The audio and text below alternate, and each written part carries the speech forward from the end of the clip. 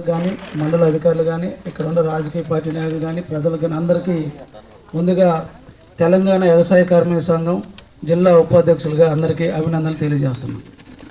అదేవిధంగా మేడం గారు అనేకమైన విషయాలు చెప్పారు.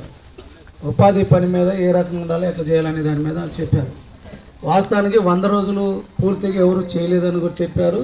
వారికి 300 రూపాయలు కూడా ఎవరికి రాలేదని కూడా సూచించారు. అది వాస్తవే. కానీ 300 రూపాయలు రావడానికి కానీ పనులు ఆ ప్రజలు చేసే ప్రాంతానికి తెగే ప్రాంతంలో పని చూపించే దాంట్లో కానీ చూపించకపోవటం, అదే రకంగా ఫారెస్ట్ అడవిలో చూపించడం వల్ల అక్కడ ఏర్లు, చెట్లు, మొద్దులు, రాళ్ళు, గుట్టలు ఇవి ఉండటం వల్ల పని చేయలేని పరిస్థితి ఉండటం వల్ల వాళ్ళకి 300 రూపాయలు పట్టలేదు. దాంతోపాటు ఇంకోటి ఏంటంటే 100 రోజులు పూర్తి కాకుండా 30 రోజులు మట్టిగా పని పూర్తయిందనే వాళ్ళకి ఒక కుటుంబంలో 3 కుటుంబాలు ఉంటున్నాయి, 2 కుటుంబాలు ఉంటున్నాయి. ఆ 3 కుటుంబాలు 2 కుటుంబాలు విడదీసి జాబ్ కార్డులు ఇవ్వలేదు. ఇవ్వకపోవటం వల్ల ఆ కుటుంబంలో 4 పోతే 4 పాతికలు 100 రోజులు అయిపోతుంది.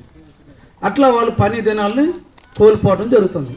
అది వెంటనే అధికారులు పెళ్ళైన వారికి 18 సంవత్సరాలు వయసు ఉన్న దగ్గర నుంచి విడిగా కుటుంబాలు ఉన్న వాళ్ళకందరూ కూడా ఇవ్వాలని చెప్పి అన్నారు. కాబట్టి ఆ రకంగా ఒక కుటుంబంలో 2-3 పెళ్లి చేసుకొని పిల్లలతో ఉన్న వాళ్ళకందరూ కూడా విడివిడిగా జాబ్ కార్డు ఇస్తే అప్పుడు 100 రోజుల పని వాళ్ళు చేసుకోవడానికి అవకాశం ఉంటుంది. అదే కాకుండా పని కూడా పూర్తిగా 100 రోజులు చూపించే దాంట్లో కూడా చూపించలేని పరిస్థితి ఉంటుంది అధికారులు. ఇది కూడా లోపం. అదేంటంటే ఒక వారం డిమాండ్ నోటీస్ పెడితే మళ్ళీ వచ్చే వారం పని చూపించే పరిస్థితి ఉంది, లేకపోతే చూపించలేని పరిస్థితి ఉంది. పని లేదమ్మా ఇంక మళ్ళీ వచ్చే వారం అని చెబుతున్నారు. ఇలాంటివి జరగడం వల్ల కూడా ఉపాధి కార్మికులు పని కోల్పోతున్నారు. ఒక రకం చెప్పాలంటే జాతీయ ఉపాధి హామీ పని పెట్టిన ఉద్దేశం కూడా మీ దృష్టికి తీసుకురావాలి. ఇప్పుడు కొత్తగా వచ్చిన అధికారులకు కూడా ఇది 2006లో తెచ్చిన జాబ్ కార్డు పని. అప్పుడు యూపీఏ గవర్నమెంట్ ఇది పని అన్న చూపిండి పేదవాళ్ళ కింద అన్నారు లేబరు అనే దాని మీద. ఆ లేబర్ కుటుంబాలకి డబ్బులన్నీ ఇచ్చి వాళ్ళకి వేతనం చూపించాలని చెప్పి పెట్టారు. పని చూపించినప్పుడు వాళ్ళకి తిండి పెట్టాలి. ఇది ప్రభుత్వే, అది ఉంది. కానీ 15 రోజుల లోపల పెట్టుకున్న డిమాండ్ నోటీస్ ఏదైతే ఉందో ఆ డిమాండ్ నోటీసు ఇచ్చిన తర్వాత పని చూపించకపోతే వాళ్ళకి భుక్తి కల్పించేటట్టుగా ఉంది ఆ చట్టంలో. కానీ అవి చూపించలేదు, అవి ఇవ్వట్లేదు. పని కోసం తిరుగుతున్నారు గ్రామాల వారుగా. అదే రకంగా ఈ పని చేసిన తర్వాత నెలల తరబడి డబ్బుల కోసం ఎదురు చూస్తున్నారు. ఆ డబ్బులు పట్టలేదు. వాళ్ళు కిట్సాగారం ఉంది, అట్లా ముసలిమడుగు ఉంది, టేకుల చెరువు ఉంది, ఎరువెన్ను ఉంది. ఈ ప్రాంతం నుంచి పనిచేసిన వాళ్ళు బుర్రంపాడు రావాలంటే ఆటో వాళ్ళకి 20-30 రూపాయలు తీసుకుంటేనే బుర్రంపాడు వచ్చి అధికారులు అడిగే పరిస్థితికి రాలేకపోతున్నారు. ఇది అక్కడ లోపం. వాళ్ళ దగ్గర నుంచి ఉండటం వల్ల ఈ డబ్బులు అడగడానికి కూడా ఇది అవుతుంది.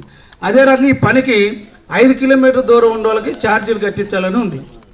కానీ ఇప్పుడు పెరుగుతున్న డీజిల్ పెట్రోల్ రేట్ల వల్ల ఆటో వాడు కనీసం మనిషికి 60 రూపాయలు లేనిది ప్రాణం పోటీ తీసుకుంటారు. వాళ్ళకి 60 రూపాయలు పోతే ఈ 230 రూపాయలలో 60 రూపాయలు పోతే ఎంత ఉంటున్నాయి చూడండి. దీంట్లో ఎంత ఉన్నాయి. అందుకోసం ఇట్లా కార్మికులందరూ కూడా ఈ పని వల్ల నష్టపోతున్నారు. అందుకోసం ఆటో ఛార్జీలు కూడా వాళ్ళకి పెంచాలి. ఆ ఉపాధి అదే కాకుండా ఆ పనిలో ప్రమాదాలు కూడా జరుగుతున్నాయి.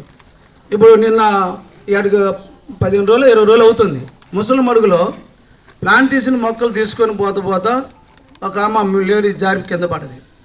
వాళ్ళ అబ్బాయి సింగరేణిలో జాబ్ చేస్తాడు. ఆయన జాబ్ చేస్తున్నాడు కాబట్టి అతను వాళ్ళ అమ్మని సింగరేణి హాస్పిటల్ తీసుకుని బాగు చేయించుకోవడం జరుగుతుంది. అది అక్కడ వాళ్ళకి ఎంత మట్టుకి ఆ కుటుంబానికి అధికారుల నుంచి సాయం అందింది అనేది లేదు. బిల్లులు పెట్టుకుంటున్నారు. ఆ బిల్లుల డబ్బులు సంవత్సరాలు బట్టి కూడా రావట్లేదు. ఎక్కడన్నా తేలు గరిచినా, గడ్డపల్లి తగిలినా, మట్టి పెళ్ళ మీద పడ్డా, ఇంకేదన్నా చెరువు కట్ల మీద జారి కింద పడ్డా, పనికి పోయి ఇలాంటి వాటి మీద వాళ్ళకి బిల్లులు పెట్టుకున్నా కూడా రాని పరిస్థితి ఉంది. ఇవన్నిటిని కూడా ఈ లోపాలన్నింటిని కూడా సరిచేయాలని, అదే రకంగా పనిని కూడా ఫారెస్ట్ దాంట్లో పెడితే ఫారెస్ట్ వాళ్ళు ఒక్కోసారి వాళ్ళు ఆఫ్ చేస్తున్నారు. పోనీ